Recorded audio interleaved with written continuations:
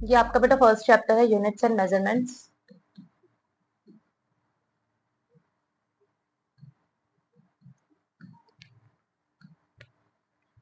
आपके पास में सबसे पहले होती है physical quantity.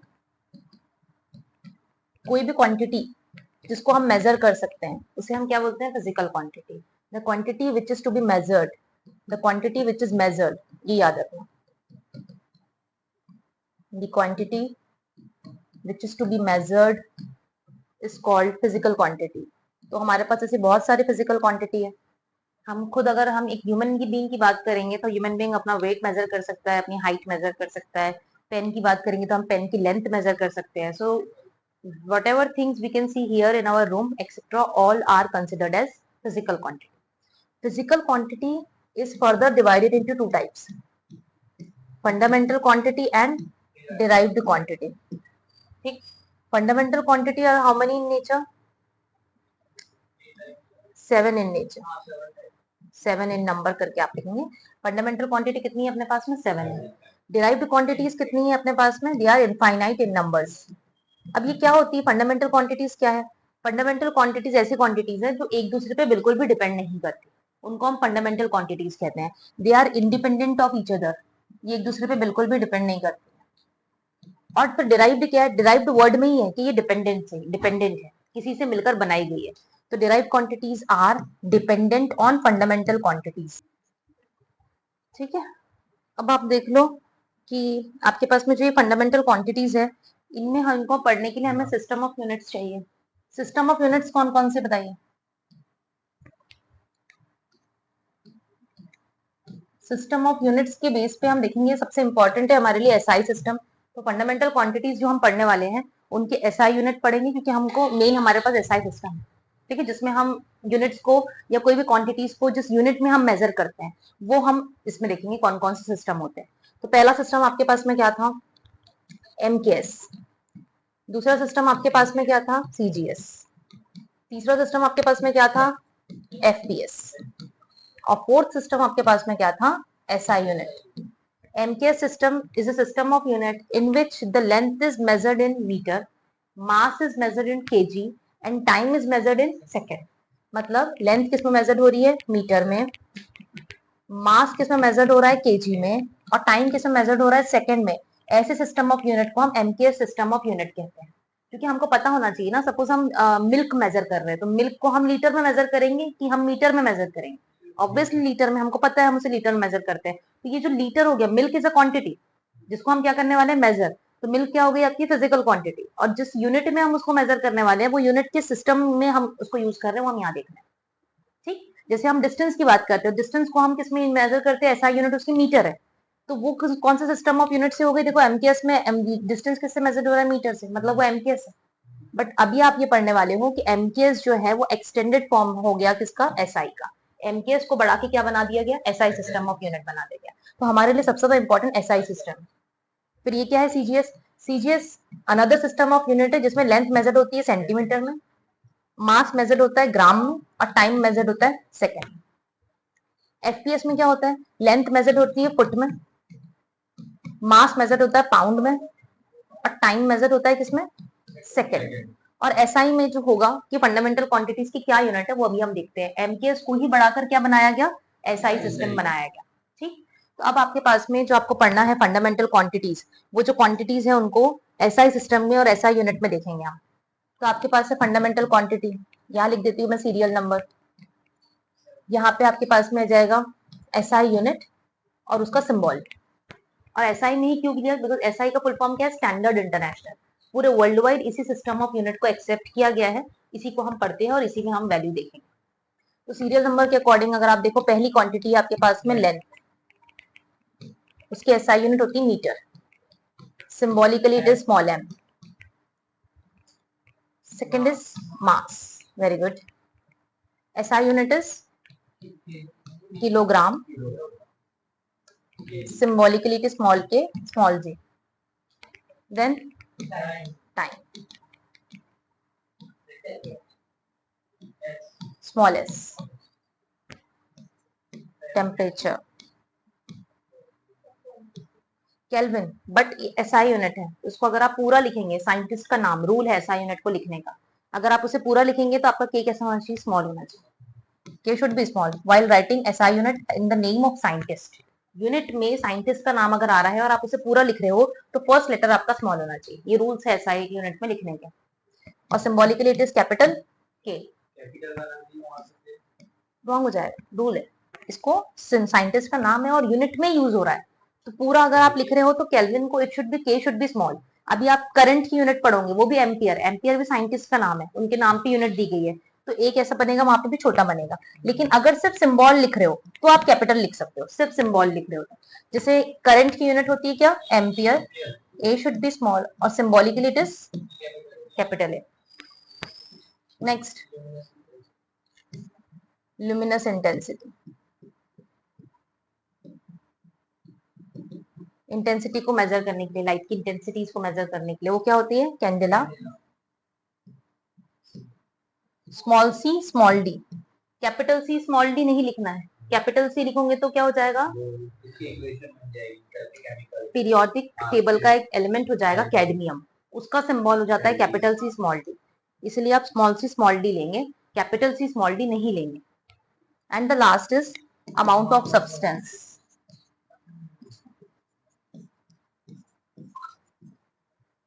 which is mole and symbolically it is MOL। ये हो गए बेटा 7 फंडामेंटल क्वांटिटीज, इसके अलावा भी आपके पास में दो और कॉम्प्लीमेंट्री या सप्लीमेंट्री क्वांटिटीज है, angle and solid angle. Angle की यूनिट क्या होगी, इसको मैं यहाँ अलग लिखती हूँ, ये सप्लीमेंट्री यूनिट्स भी बोल सकते हो इनको या कॉम्प्लीमेंट्री यूनिट्स भी बोल सकते हो, दो है ये आपके पास अलग से, लेकिन फंडामेंटल पूछे तो सिर्फ 7। तो आपके पास में एक हो गई एंगल और एक हो गई सॉलिड एंगल। हम लोग एंगल्स को जनरली डिग्रीज में मेजर करते हैं, बट डिग्री उसकी एसआई यूनिट नहीं है, एसआई यूनिट क्या है, रेडियन, तो एसआई यूनिट रेडियन है, सिंबॉलिकली इसको आर डी लिख देंगे आप। और सॉलिड एंगल की स्टेयर रेडियन, सॉलिड एंगल की यूनिट हो गई हमारे पास में स्टेयर रेडियन। तो ये बहुत इंपॉर्टेंट है आपको ये टेबल पता होना, बिकॉज इसी के बेस पे हम इनफाइनाइट डिराइव्ड क्वांटिटीज बनाते हैं। तो सपोज अब हम डिराइव्ड क्वांटिटीज की बात करते हैं, डिराइव क्वांटिटीज बनाना और उससे हमको डायमेंशनल फॉर्मूले बनाना है।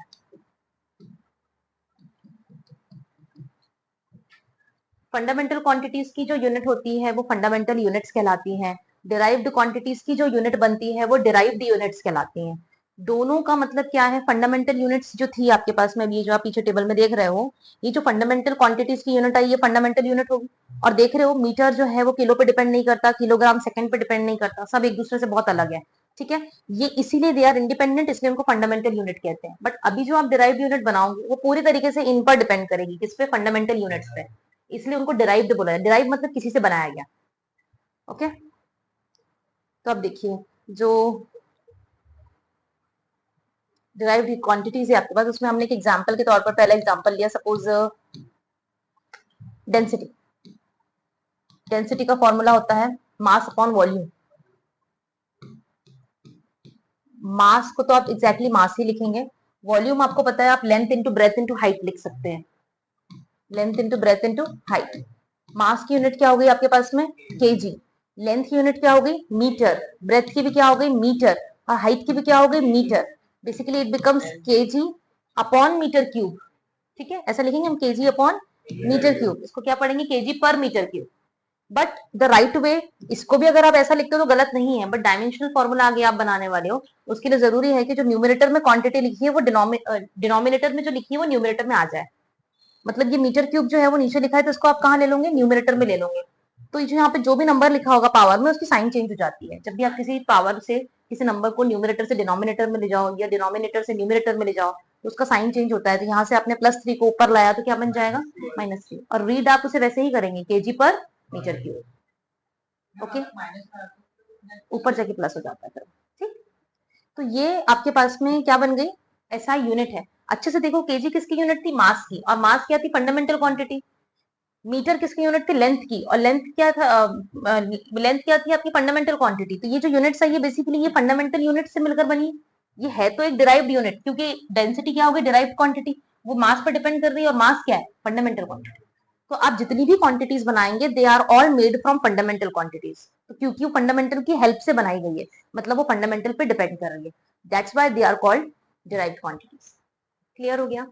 अब यहीं पर हम साथ में डायमेंशनल फॉर्मूले देख लेते हैं। डायमेंशनल फॉर्मूले का मतलब होता है कि जब भी आप फंडामेंटल क्वांटिटीज के बेस में पावर में इनकी यूनिट्स को एक्सप्रेस करते हो तो वो बन जाता है डायमेंशनल फॉर्मूला। कैसे? देखो, सपोज डेंसिटी का मुझे डायमेंशनल फॉर्मूला बनाना है, इसको आप हमेशा स्क्वायर ब्रैकेट्स लेकर ही बनाएंगे। कैसे बनेगा ये? अगर आपके पास में सबसे पहले आप लिखेंगे एमएलटी, ये मास है, M for mass, L for length and T for time. आप समझ सकते हो कि मास है मतलब ये फंडामेंटल क्वांटिटी है, length fundamental quantity, time fundamental quantity. तो यहाँ पर मास दिख रहा है ना, यहाँ पावर कितनी है केजी की? 1। तो यहाँ पर भी हम क्या लिखेंगे? 1। यहाँ पर -3। अब अगर तुम ये यहाँ से देखते हो +3 लगा देते तो तुम्हारा आंसर गलत हो जाता, इसीलिए उसको न्यूमरेटर में लेना जरूरी था हमको। तो हमने इसको ऊपर लिया, क्या बन गया? m की पावर -3। तो हम ये लिखेंगे l की पावर -3। अब वहां सेकंड है क्या यूनिट में? नहीं है, तो t के ऊपर क्या लगाएंगे हम? 0। So this is the dimensional formula of density. कुछ बेसिक्स के आपको सबसे ज्यादा पता होना चाहिए, जैसे अब हम वेलोसिटी और एक्सेलरेशन का देख लो, इनके बिना तुम आगे नहीं जा सकते। वेलोसिटी का फॉर्मूला क्या होता है? Displacement upon time. और डिस्प्लेसमेंट क्या होती है? एक तरीके की लेंथ है, shortest distance between final and initial position. तो डिस्प्लेसमेंट क्या हो गया? लेंथ हो गया बेसिकली। इसको हम क्या बोलेंगे? मीटर है। और टाइम की यूनिट क्या हो गई? सेकेंड। इसको कैसा लिखना बताई मैंने? s की पावर 1 है, यहाँ ऊपर आके क्या हो जाएगा? -1। डायमेंशनल फॉर्मूला क्या होगा उसका? m0l1 t की पावर -1। अब आप बनाओ एक्सेलरेशन का। एक्सेलरेशन होता है velocity upon time, rate of change of velocity upon time. Velocity की यूनिट अभी निकली, मीटर पर सेकेंड, और टाइम की क्या होगी? सेकेंड। सेकेंड सेकेंड मल्टीप्लाई हो जाएगा, क्या बनेगा? मीटर पर सेकेंड स्क्वायर। ठीक, आया समझ में? डायमेंशनल फॉर्मूला क्या बनेगा इसका? m0l1 t की पावर -2। फोर्स का बना लो। फोर्स होता है मास इनटू एक्सेलरेशन। मास की यूनिट क्या होती है? केजी। एक्सेलरेशन की अभी आई, मीटर पर सेकेंड स्क्वायर। ठीक, अब अगर मैं बोलूं कि इनकी सीजीएस यूनिट बनाओ तो भी बनाना इजी है। ये क्या बनाया अभी तुमने? एसआई यूनिट बनाया, इसकी सीजीएस बनाओ। केजी का क्या हो जाएगा? ग्राम, मीटर का सेंटीमीटर, सेकेंड का सेकेंड ही रहेगा। ठीक है, now dimensional formula of force, दो स्क्वायर ब्रैकेट बनेंगे, mlt m1l1 t की पावर -2। ओके, तो ये जब तक ये बेस है आपका, ये नहीं अगर आपका क्लियर है तो आप डायमेंशनल फॉर्मूले के जो मेथड्स है, एप्लीकेशन है, वो आपके क्लियर नहीं हो सकते। तो ये एक शॉर्ट रिविजन था इसका। अब इसके बाद में एक और है आपके पास में जो आपको आना चाहिए, विच इज वर्क डन।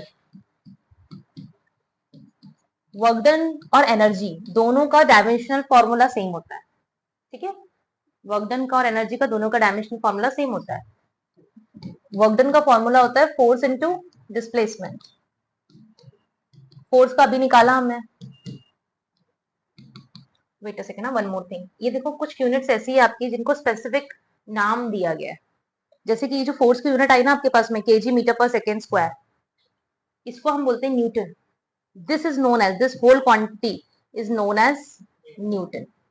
और क्योंकि साइंटिस्ट का नाम है तो एन कैसा होना चाहिए था? स्मॉल, और symbolically it is capital N. और न्यूटन उसको साइंटिस्ट का नाम क्यों दिया गया? बिकॉज न्यूटन ने ही फोर्स का कॉन्सेप्ट दिया था, ग्रेविटेशनल फोर्स का। तब से उनको क्या दिया गया है? एज अ यूनिट उनके नाम पर ये रख दी गई है, फोर्स की यूनिट। तो यही केजी मीटर पर सेकेंड के स्क्वायर को हम बोलते हैं न्यूटन। और उसी की जो सीजीएस यूनिट होती है, ग्राम सेंटीमीटर पर सेकेंड स्क्वायर, इसी को हम बोलते हैं क्या? डाइन। ओके, तो अब आते हैं आप नेक्स्ट वर्क डन पे। फोर्स की यूनिट हमारे पास में आई थी केजी मीटर पर सेकेंड स्क्वायर इनटू डिस्प्लेसमेंट। तो डिस्प्लेसमेंट यूनिट क्या हो जाएगी आपकी? फिर से मीटर होगी, केजी। अब यहाँ देखो, जब भी बेस सेम रहेगा और मल्टीप्लीकेशन में है, पावर ऐड हो जाती है। यहाँ पे m की पावर कितनी? 1, और यहाँ पे मीटर की पावर कितनी? 1। 1 + 1 2 केजी मीटर स्क्वायर सेकेंड की पावर -2। इसी को हम एक वर्ड में बोलेंगे joule. This is what we call joule. मतलब एसआई यूनिट जो होती है वर्क डन की, वो कहलाती है जूल। एक वर्ड में हम जूल बोलेंगे, हम बोलेंगे 1 joule is equals to 1 kg metre square second की पावर -2। ओके, अब आपके पास में डायमेंशनल फॉर्मूले अगर तुमको समझ में आ गए, यूनिट्स बनाते आ गया, तो अब सबसे इंपॉर्टेंट पार्ट जो होता है वो है application of dimensional methods. Application of dimensional method, या इसको हम डायमेंशनल एनालिसिस भी बोलते हैं। इसके बेसिकली 4 एप्लीकेशंस है। पहला application, to determine the unit of any physical quantity with the help of dimensional formula। तो डिटरमाइन यूनिट करके मैं लिख देती हूँ शॉर्ट में। To determine the unit of any quantity, physical quantity. Example, मैं यहाँ पे एक डायमेंशनल फॉर्मूला लिख रही हूँ, m1 l1 t की पावर -2। अभी तक हम क्या कर रहे थे, यूनिट से डायमेंशनल फॉर्मूला बना रहे थे। अब मैंने लिखा डायमेंशनल फॉर्मूला, तो इससे आप यूनिट भी तो बना सकते हो। m की पावर 1 मतलब kg की पावर 1, l की पावर 1 मतलब मीटर, और t की पावर -2 मतलब s की पावर -2। और इसको देख के आपको समझ में आ रहा है किसका फॉर्मूला बन रहा है, फोर्स का। This is the SI unit of force. और फोर्स की इसी यूनिट को हम क्या कहते हैं, न्यूटन, क्योंकि ये एसआई यूनिट है। और सीजीएस होती है तो हम क्या बोलते हैं, डाइन। क्लियर है आप लोग को? अब एक चीज समझो, सेकेंड, अगर आपको एक सिस्टम ऑफ यूनिट से दूसरे सिस्टम ऑफ यूनिट में जाना है, टू कन्वर्ट, ये इसका सेकेंड एप्लीकेशन है, to convert one system of unit into another. एक सिस्टम ऑफ यूनिट से आप किस में जाओगे, अनदर सिस्टम ऑफ यूनिट में जाओगे, तब भी आप डायमेंशनल मेथड का यूज करोगे। मतलब सबसे पहले तो ये समझ लो, n is inversely proportional to u. कोई भी क्वांटिटी में जो सामने नंबर लिखा होता है वो इनवर्सली प्रोपोर्शनल होता है उसकी यूनिट के। कैसे, देखो पहले इसको सॉल्व कर लेते हैं। अगर मैंने u यहाँ ला लिया तो ये प्रोपोर्शनल टू क्या हो जाएगा, मिनट। अगर आपके पास में कोई भी क्वांटिटी है बेटा, उस क्वांटिटी में अगर प्रोपोर्शनलिटी का साइन होता है, उसको हम रिमूव करते हैं तो एक इक्वल आता है और क्या आता है, कांस्टेंट आता है। तो हम पहले वही कर लेते हैं, इसको इक्वल लिखते हैं 1/u, और ये क्या बन गया आपका, कांस्टेंट।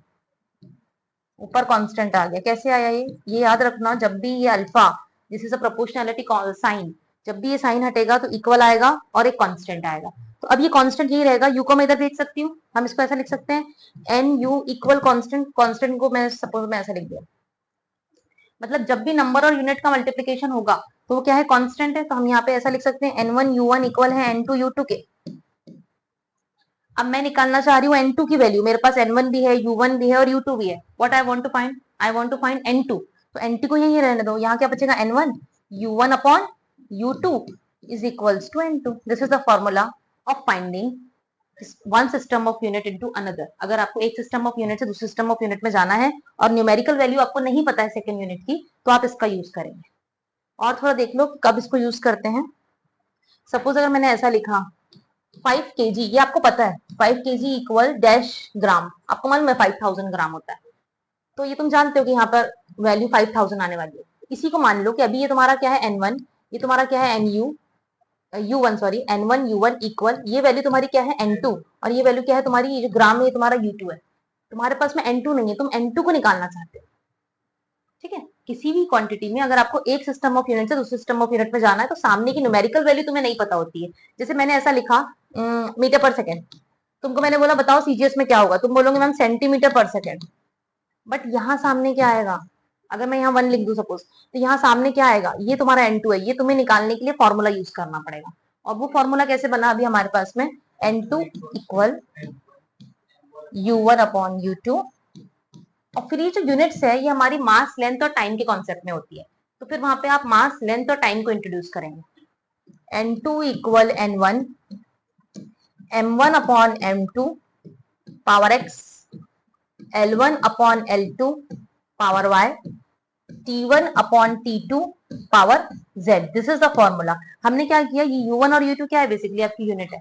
जो भी तुम्हें यूनिट पता होगी, जो भी तुम्हारे फर्स्ट सिस्टम ऑफ यूनिट दिया होगा वो तुम्हारा होगा m1 l1 और t1, उसमें से निकालोगे।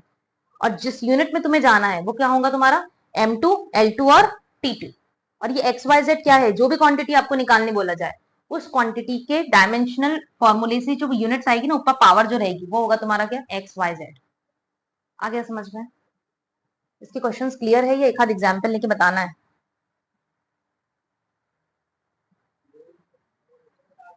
बताना है।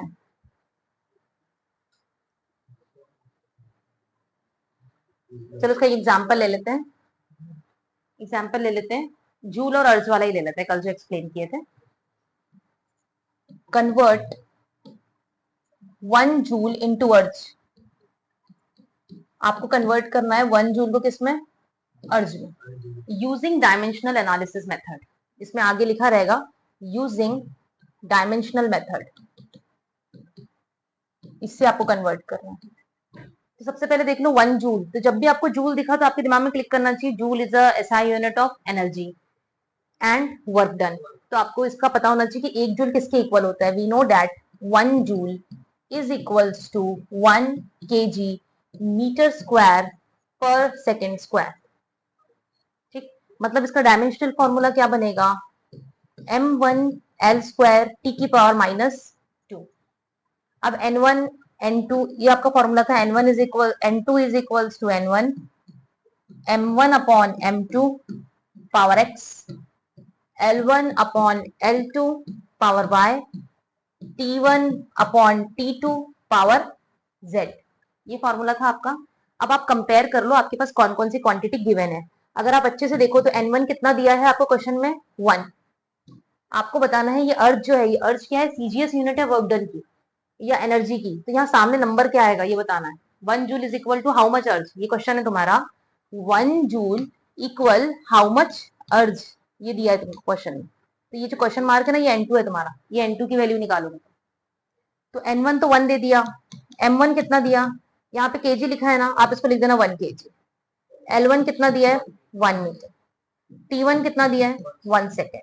उसी तरीके से n2 is question mark, m2 equal 1 gram, L2 equal 1 centimetre, T2 equal 1 second.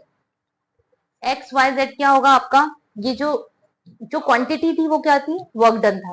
तो वर्क डन का डायमेंशनल फॉर्मूला लिखना, जब भी कोई भी क्वांटिटी दी है देखना उसका डायमेंशनल फॉर्मूला लिखना। उसकी जो एमएलटी की पावर्स आएगी आपकी यहाँ पे 1 2 और -2, वो बनेगा तुम्हारा एक्स वाई और जेड।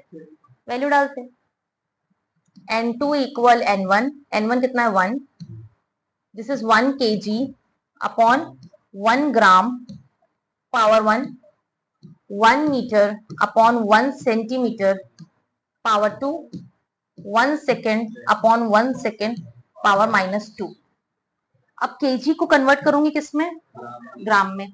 तो हमारे पास में हम क्या लिखेंगे, 1 केजी इक्वल 1000 ग्राम। तो मैं ऊपर लिख सकती हूँ 1000 gram upon 1 gram power 1, 1 metre equal 100 centimetre upon 1 centimetre power 2, और 1 सेकेंड अपॉन 1 सेकेंड 1 ही आना है। और 1 के ऊपर कोई भी पावर हो आंसर 1 ही आता है। तो बेसिकली यहाँ पर मल्टीप्लाई करने के बाद आपको क्या मिलेगा, 1 ही मिलेगा।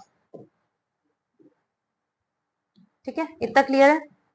अब देख लो इसको सॉल्व करेंगे अगर हम, तो यहाँ से ऐसा क्वेश्चन बन रहा है आपका n2 इक्वल 1 इंटू, ये बेटा ग्राम से ग्राम कैंसिल हो जाएगा, ड्रॉप कर देंगे, काटेंगे नहीं, ड्रॉप कर देना, 1 2 3 10 की पावर 3 लिख सकते हैं यहाँ पे, इंटू ये 10 है, 100 है, 100 के ऊपर पावर 2 है, 4 हो गया, 10 की पावर 4। अब देखो ये दोनों मल्टीप्लाई में है, पावर क्या हो जाएगी, ऐड हो जाएगी। तो बेसिकली तुम्हारा जो फाइनल आंसर आया वो आया n2 इक्वल 10 की पावर 7। मतलब आपका आंसर जो आ रहा है, ये जो यहाँ पे आपका क्वेश्चन मार्क था ना, उसका आंसर ये आया 1 जूल इक्वल 10 की पावर 7 अर्ज। This is the answer. ये हो गए आपके दो एप्लीकेशन डायमेंशनल मेथड का। तीसरे में हमने देखा था टू एस्टेब्लिश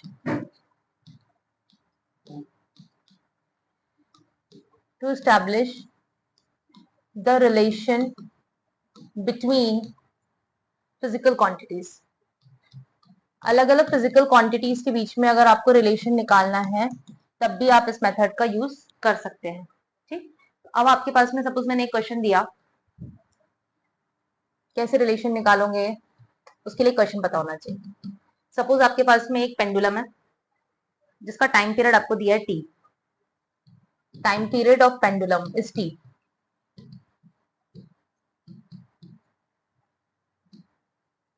आपको बोला गया है कि ये टी डिपेंड करता है किस पे, लेंथ पे। लेंथ किसकी, जिस स्ट्रिंग से उसको सस्पेंड किया गया होगा। सपोज पेंडुलम को एक स्ट्रिंग से सस्पेंड किया जाता है, ये स्ट्रिंग होगी क्या, एल। इस बॉब का मास कितना हो गया m, और जो ये जिस प्लेस में है उसकी ग्रेविटी कितनी हो गई g। तो बोला गया है इस पेंडुलम का टाइम पीरियड निकालो, you have to find t। तो क्वेश्चन बोल रहा है कि time period of pendulum depend करता है l पे, m पे और g पे। तो उसके टाइम पीरियड की इक्वेशन बना के बताइए कि उसका टाइम पीरियड की इक्वेशन कैसे बनेगी। तो ये भी हम किस मेथड से निकालेंगे, डायमेंशनल फॉर्मूले की मेथड से निकालेंगे। तो पहले जब भी बोला उसने कोई क्वांटिटी डिपेंड करती है, जो भी क्वांटिटी डिपेंड करती है उसको ऐसा लिख देना, एक तरफ लिखना जिस क्वांटिटी की बात हो रही है, जिसके ऊपर आपको रिलेशन निकालना है, डायरेक्टली प्रोपोर्शनल का फॉर्मूला लगाना, सिंबल लगाना। फिर जो जो क्वांटिटी है उनको लिखना, लेंथ पे डिपेंड करती है, मास पे डिपेंड करती है और ग्रेविटी पे डिपेंड करती है। अब क्या करोगे तुम, एक एक कांस्टेंट ले लेना, सपोज हम ले लेते हैं ए बी सी, इनके ऊपर पावर रेज कर देना।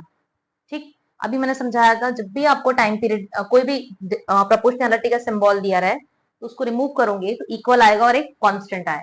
तो आप यहाँ लोगे इक्वल और एक कांस्टेंट के, एल ए एम बी जी की पावर सी, इसको दोगे तुम इक्वेशन नंबर 1। अब तुम्हारा काम क्या है, ए बी और सी इन तीनों की वैल्यू निकालना है, इस इक्वेशन में प्लेस करना है, you will get the relation. Okay, तो अब वो कैसे निकालोगे, डायमेंशनल मेथड का यूज कर रहे हो तो इन सब के डायमेंशनल फॉर्मूले लिखोगे सबसे पहले। तो आप लिखोगे dimensional formula of time period क्या होता है, m0 l0 t की power 1। Dimensional formula of length m0 l1 t l0 m0 l1 t की पावर 0।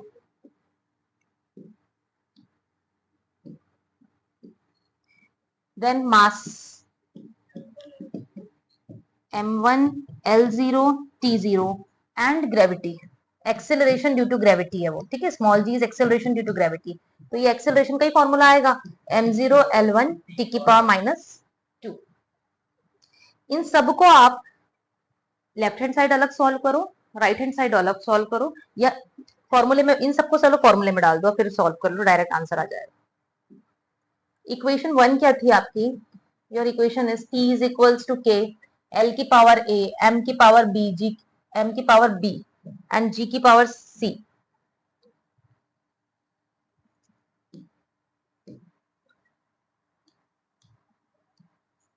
ये आपकी फर्स्ट इक्वेशन थी, इनमें डायमेंशनल फॉर्मूला डालो, अब आंसर आएगा।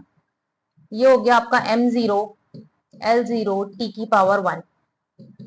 k is a dimensionless constant, तो k को आप वहां से ड्रॉप कर दोगे, ठीक है। l हो गया आपका, इसको हम डायरेक्ट लिख देते हैं, l1 क्या बचेगा यहाँ पे a, क्योंकि l भी m भी 0 था उसमें और t भी 0 था। मास में क्या था, सिर्फ m0 था, तो m की पावर 1 थी तुम्हारी, m की पावर 1 और उस पर पावर क्या चल रही है b। ग्रेविटी में तुम्हारे पास l1 t की पावर -2, पावर क्या है c। सॉल्व करो, m को सबसे पहले लिखेंगे हम, पावर के ऊपर पावर मल्टीप्लाई होती है, 1 into B is b। l देख लो यहाँ पे l की पावर 1 इंटू सी आ गया और यहाँ पे a आ गया, तो हम लिख सकते हैं पावर ऐड हो जाएगी क्योंकि बेस सेम है, मल्टीप्लाई करोगे तो पावर क्या होगी, ऐड हो जाएगी, they become a plus C. Time एक ही बचा, -2 इंटू सी इज -2c, और यहाँ पे चल रहा है तुम्हारे पास में m0 l0 t की पावर 1। अब आप इसमें से इसके बाद में क्या करोगे, बीच में इक्वल चल रहा है, आप क्या करोगे, पावर को कंपेयर करोगे इस स्टेप के बाद में। On comparing powers we get, on comparing powers we get क्या मिलेगा आपको, m की पावर यहाँ 0 है, यहाँ m की पावर, यहाँ पे b क्या है 0, तो हम क्या बोलेंगे, पावर दोनों की कंपेयर हुई तो b कितना आ गया 0। a कितना आएगा यहाँ पे a प्लस सी किससे इक्वेट होगा, ये सिर्फ नोटेशन है, यहाँ पे ये कोई माइनस साइन नहीं है, नहीं तो फिर आधे समझ लेंगे कि माइनस साइन लिखा है। This is 0 and this is your m की पावर b, इसलिए वो कंपेयर होकर 0 हो गया, और a प्लस सी यहाँ पर क्या हो गया 0, और यहाँ पे -2c क्या हो गया 1, क्योंकि t की पावर यहाँ -2c थी और यहाँ पर कितनी थी 1 थी, तो -2c इक्वल 1। यहाँ से c की वैल्यू निकल रही है, c इक्वल -1/2। इसको अगर मैं यहाँ रखती हूँ सेकेंड में तो a कितनी हो जाएगी +1/2। अब ये जो आपकी वैल्यू आई b0 a +1/2 और c -1/2, ये कहाँ रखेंगे हम, इक्वेशन नंबर 1 में। इस इक्वेशन नंबर 1 में वैल्यू रखो, you will get your answer. t equal के, l की पावर a था, m की पावर b था और g की पावर c था, तो हम बोल सकते हैं t इक्वल के l की पावर हाफ, m की पावर 0 और g की पावर -हाफ। ये वैल्यूज आई, इसको ऐसा नहीं छोड़ना, इसको मतलब इसको कंक्लूड करेंगे हम। हाँ, m की पावर 0 हमें ये इंडिकेट करती है कि जो टाइम पीरियड होता है सिंपल पेंडुलम का, वो मास ऑफ द बॉब पे डिपेंड नहीं करता। अगर डिपेंड करता तो यहाँ पे m के ऊपर कोई ना कोई वैल्यू आती। It is independent of mass of the Bob. तो आपका आंसर आ रहा है t इक्वल के अंडर रूट एल अपॉन जी। हाफ का मतलब होता है अंडर रूट, और एल के ऊपर पॉजिटिव हाफ है मतलब ये ऊपर आएगा, और जी के ऊपर -1/2 है तो वो नीचे लिखेंगे आप, ताकि नीचे जाके वो पॉजिटिव हो जाए। ठीक। अब ये जो इक्वेशन आई है ये टाइम पीरियड है, बट डायमेंशनल मेथड का ये लिमिटेशन है कि वो कांस्टेंट्स की वैल्यू नहीं बताता। जब आप इसे प्रॉपरली एक्सपेरिमेंटली सॉल्व करते हो तो k की वैल्यू आती है 2 पाई। तो ये एक्चुअल इक्वेशन क्या होती है, t equal 2 pi under root L by G. और इस k की वैल्यू हम इस मेथड से नहीं निकाल सकते, किसी भी कांस्टेंट की मेथड कांस्टेंट की वैल्यू नहीं निकाल सकते। ये एक लिमिटेशन है डायमेंशनल मेथड का। तो हमने 3 एप्लीकेशन पढ़ लिए। अब आखिरी एप्लीकेशन है तुम्हारा correctness of equation. Last application is to check the validity, you can say validity और करेक्टनेस ऑफ इक्वेशन। कोई भी इक्वेशन अगर आपको दी है वो सही है या गलत है, वो हम निकालते हैं किससे, डायमेंशनल मेथड से हम चेक कर सकते हैं। सपोज एक एग्जांपल ले लो, मैंने एक इक्वेशन दिया आपको, v is equals to under root 2gm upon r। एक इक्वेशन दिया मैंने, तो इसमें आपको v के भी डायमेंशन पता होना चाहिए, g के भी, m के भी और r के भी। तो आप इजीली v और r और m का सबको पता रहता है, g का आपको याद करने की जरूरत नहीं है। g का आप क्या करेंगे, डिराइव कर लेंगे अगर आपको फौरन याद नहीं आता। और वो डिराइव होगा किससे, F equal capital G m1 m2 upon r square. ये किसका फॉर्मूला है, ग्रेविटेशनल फोर्स का। इससे निकल जाएगी G की value, F into R square upon में क्या आ जाएगा, m1 m2 इक्वल में क्या है G। अब यहां से इसकी वैल्यू निकाल लो। फोर्स का डायमेंशनल फॉर्मूला क्या होता है, m1 l1 t की पावर -2, ये फोर्स का होता है। आर स्क्वायर मतलब लेंथ का स्क्वायर, और नीचे ये मास है और ये भी मास है, दोनों का कितना हो जाएगा, कैपिटल M स्क्वायर इक्वल जी, इक्वल जी। ठीक, तो यहां से बन गया आंसर। ये L1 और ये L स्क्वायर कितना हो गया, ये दोनों मल्टीप्लीकेशन में है तो क्या हो जाएंगे, पावर ऐड हो जाएगी, L क्यूब हो गया। और यहाँ पे देखो ये पावर 1 और यहाँ पावर कितनी है 2। जब भी कोई भी दो क्वांटिटीज डिवाइड में है और उनका बेस सेम है तो उनकी पावर माइनस होती है। तो हम यहाँ लिखेंगे m की पावर 1 - 2 कितना होगा, -1। l की पावर कितनी हो गई, मल्टीप्लीकेशन में थी तो वो ऐड हो गई, 2 + 1 3, और t की power -2। This is the dimensional formula of what, gravitational constant.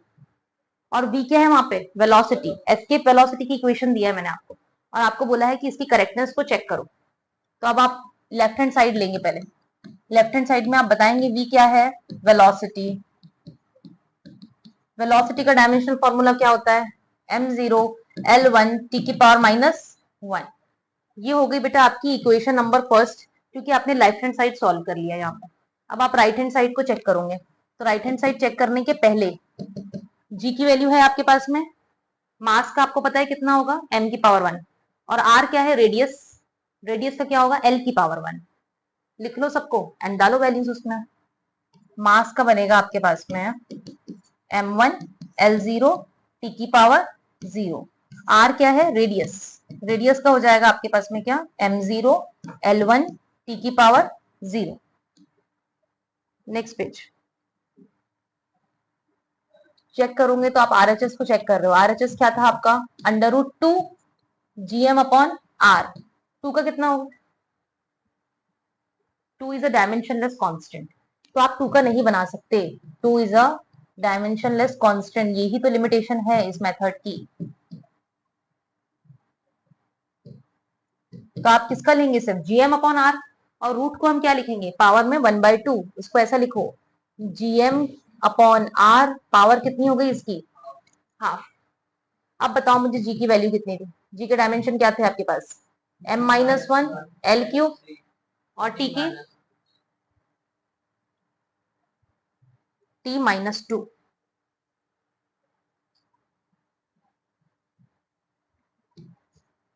T-2 upon R के कितने हैं, सिर्फ L की पावर 1, और मास कितना है आपके पास में, m की पावर 1, और होल की पावर क्या चल रहा है, 1/2।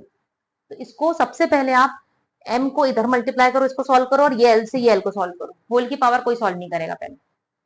तो अब देखो, ये m की पावर -1 है और ये m की पावर +1 है, दोनों मल्टीप्लीकेशन में कितना हो गया? 0। m की पावर -1 +1 ये हो जाएगा 0। ये l क्यूब है और नीचे l की पावर 1 है, मैंने बताई जब डिवाइड में रहेगा तो माइनस करोगे। l की पावर 3 -1 और t की पावर -2 होल की पावर हाफ। क्या आया आपके पास में? ये आ गया आपके पास में m की पावर 0, l का स्क्वायर, t की पावर -2 हाफ। अब 0 से हाफ का मल्टीप्लाई, पावर के ऊपर पावर मल्टीप्लाई होती है, 0 के ऊपर हाफ मल्टीप्लाई करूंगी कितना आएगा? 0। ये 2 से ये 2 कैंसिल, l की पावर 1 और यहाँ पे कितनी आई? -1। Now this is your second equation. First equation भी यही आ रही है, m0 l1 t की power -1। So from first and second, because they are equal, from 1 and 2